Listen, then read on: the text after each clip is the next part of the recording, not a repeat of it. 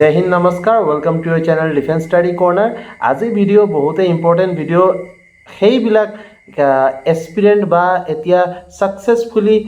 Selected ক্যান্ডিডেটৰ কাৰণে যোনখিনিয়ে মোক সদায় খুজি থাকে স্যাৰ স্যালাৰি কিমান পাম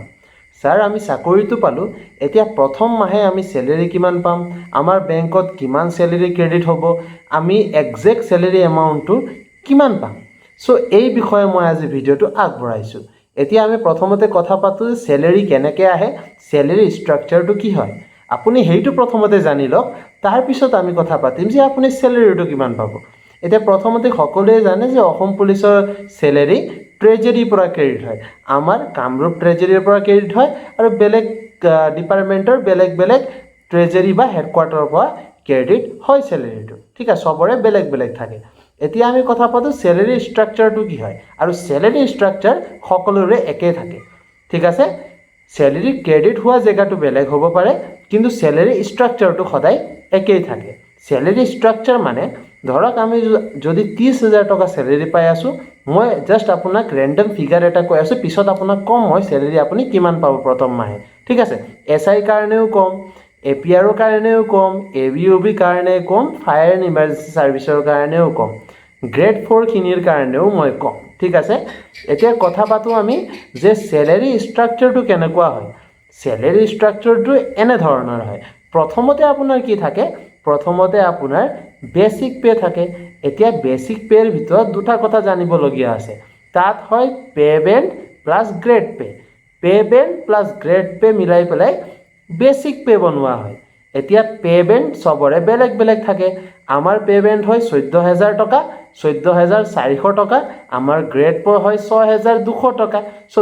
যদি আমি এটো মিলাই লও তেনেহলে প্ৰথম মাহে যেতিয়া আমি স্যালাৰি পাইছিলো তাত আমাৰ বেসিক পে আছিল अराउंड 20000 रुपीस ঠিক আছে এতিয়া আমাৰ বাহিছে যেহেতু আমাৰ সাৰ্ভিসটো এতিয়া অলপ সময় হৈছে কৰা সো আমাৰ লাহে লাহে বেসিক পেটো বাঢ়ি আহি আছে ঠিক আছে সো বেসিক পে থাকে বেসিক পেৰ লগত ডিয়াৰনেস এলাউন্স থাকে ডিএ বুলি কয় হেইটো ডিএ আপুনি স্টাৰ্টিংৰ পৰা 3% 10% 15% একে বাঢ়ি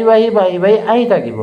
এতিয়া ডিএ আমি পাই আছো 58% সো হেই হিচাপত লাহে ডিএ টো বাঢ়ি যায় ঠিক আছে সো আপোনাৰ বেসিক পে থাকে লগতে ডিএ থাকে ধৰক আপুনি বেসিক পে পালে 20000 টকা ডিএ পালে আপুনি 10000 টকা কিমান হল আপোনাৰ 30000 টকা স্যালাৰি হল লগতে তাত পাব এইচআৰ হোম ৰেন্ট এলাউন্স কিন্তু ইয়াত এটা সৰু কথা জানিবলগীয়া আছে যে হোম ৰেন্ট এলাউন্স আপুনি ট্ৰেনিং পিৰিয়ডত নাপায় বিকজ ট্ৰেনিং পিৰিয়ডত আপোনাক যোনটো ৰেসিডেন্ট মানে যোনটো বেৰেক হয়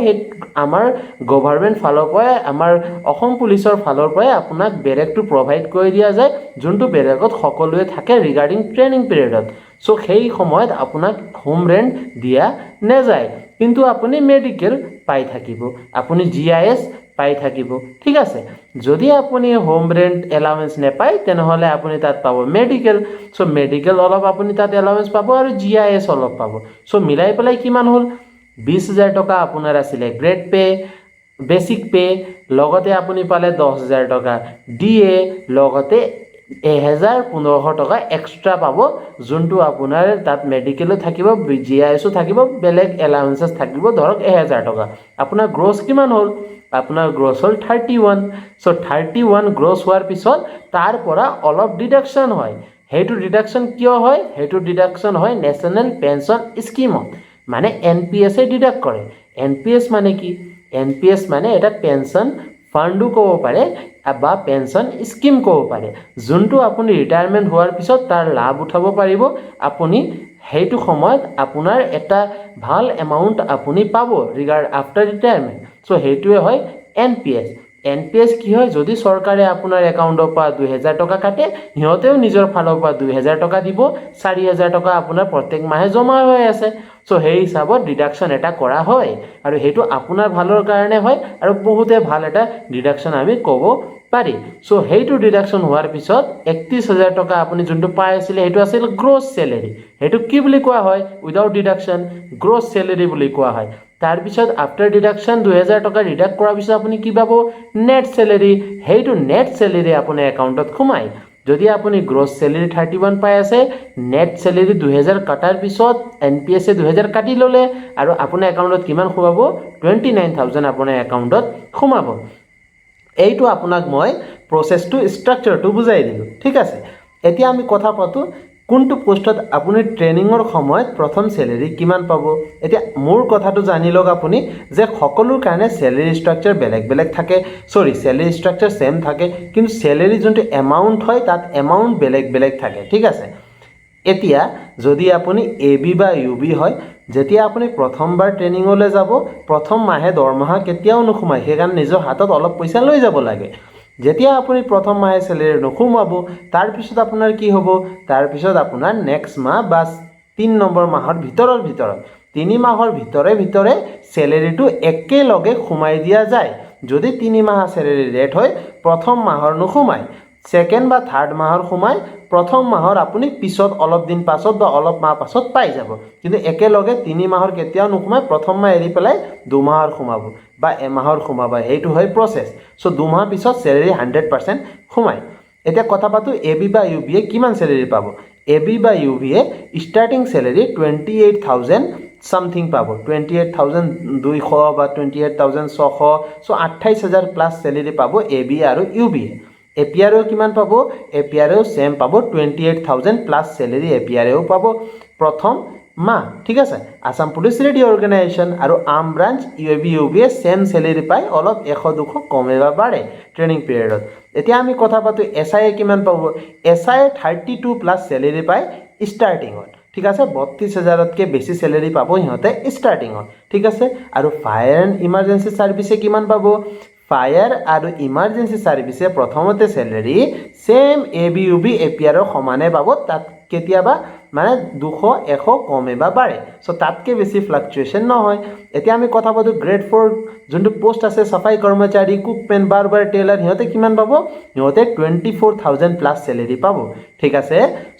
এতিয়া কামাণ্ডো আছে, মই পাহৰি গৈছিলোঁ ক'বলৈ, ষ্টাৰ্টিঙত মই কোৱা নাই কামাণ্ডোৰ কথা, কিন্তু এতিয়া আকৌ কৈ আছোঁ। কামাণ্ডোৱে চেলেৰি AB UB সমানে পাব, অলপ সিহঁতৰ এলাৱেঞ্চ বেছি থাকে, সিহঁতে 2-3 হাজাৰ এলাৱেঞ্চ বেছি পায়, সেই হিচাপত সিহঁতৰ প্ৰথম মাহে চেলেৰি সোমায়। মই পাইছিলোঁ 29,000 প্ৰথম মাহে চেলেৰি, ঠিক আছে। আৰু মই প্ৰথম মাহে যোৱাৰ লগে লগে চেলেৰি পোৱা নাই, মই 2-3 মাহৰ পিছত একেলগে চেলেৰি পাইছোঁ আৰু বহুত ভাল লাগিছিলে, বিকজ ভাল এটা এমাউণ্ট 60,000 প্লাছ এমাউণ্ট আমাৰ সোমাইছিলে। সেইটো মোৰ কাৰণে বহুত মেমৰেবল ডে বুলি মই ভাবোঁ, বিকজ যেতিয়া আপুনি নিজৰ কষ্টৰ ফল পায় বহুত ভাল লাগে। মই গম পাওঁ আপোনালোকে বহুত কষ্ট কৰিছে আৰু কষ্ট কৰি পেলাই এইটো চাকৰি পাইছে, আৰু চাকৰি পোৱাৰ পিছত যোনটো কষ্টৰ ফল আপুনি প্ৰথম যোনটো দৰমহা পাব হাতত, সেইটো বহুতেই ইম'চনেল মমেণ্ট হৈ যায়। এতিয়া সকলোৱে কৈ দিব বিচাৰোঁ, আপুনি যোনটো কুৱেশ্যন মোক সুধি আছে চেলেৰিৰ, সেই কুৱেশ্যনৰ বিষয়ে মই এনচাৰ দিলোঁ। মই আপোনাৰ ডাউটটো নিশ্চয় ক্লিয়াৰ কৰিলোঁ। মই বহুত ভালকৈ মোৰ ভাইটি বুলি, দাদা বুলি, মোৰ ফেমিলি মেম্বাৰ বুলি আপোনাক কথাখিনি বুজাই দিলোঁ। এতিয়া আশা কৰোঁ আপুনিও ভালকৈ ছাবস্ক্ৰাইব কৰি যাব, ভিডিঅ'টো লাইক কৰিব। আৰু এটা কথা, যদি আপুনি ট্ৰেইনিঙলৈ গৈ আছে অসম পুলিচৰ আৰু আপুনি ভাবি আছে কোনখিনি বস্তু লাগিব, ডাউট হৈ আছে যে ছাৰ মই কিমান বস্তু লৈ যাম ট্ৰেইনিঙত, ডেছক্ৰিপশ্যনত সকলোখিনি বস্তুৰ মই লিংক দি থৈছোঁ, বস্তুখিনি লিখিও দিছোঁ কি লৈ যাব লাগে। যদি আৰু অসুবিধা হয়, গৈ পেলাই সেইখিনি লিংকত ক্লিক কৰি এমাজনৰ পৰা ডাইৰেক্ট অৰ্ডাৰো কৰিব পাৰে, বা নিজে দোকানত গৈ বস্তুখিনি চাই পেলাই কিনি ল'ব, ঠিক আছে। আজিৰ কাৰণে ইমানে আছিলে ভিডিঅ'ত। নেক্সট ভিডিঅ'ত আকৌ লগ পাম। জয় হিন্দ, জয় ভাৰত।